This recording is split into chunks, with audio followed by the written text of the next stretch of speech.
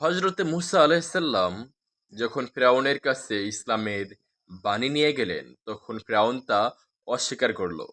এবং যখন মুসা আলাইসাল্লাম তার কওমের কাছে এই বাণী প্রচার করতে লাগলো, তখন ফেরাউন বলল, ইন্নী আখাফু আইয়ুবাদ্দিলা দীনাকুম, আমি তো ভয় পাচ্ছি, না জানি সে আমার দিনকে পরিবর্তন করে দেয়। তখন ফেরাউন তার অনুসারীদেরকে নিয়ে, অর্থাৎ ফেরাউনের বাহিনী নিয়ে মুসা আলাহিসাল্লামকে তাড়া করে ওই নীল নদের সামনে নিয়ে যায়।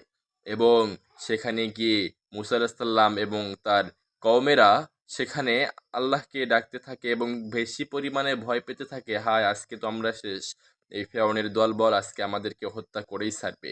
তখন আল্লাহর হুকুমে মুসা আলাহিসাল্লাম তার লাঠি দ্বারা সেই নীল নদে আঘাত করলো এবং প্রশস্ত একটি রাস্তা তারা পেল।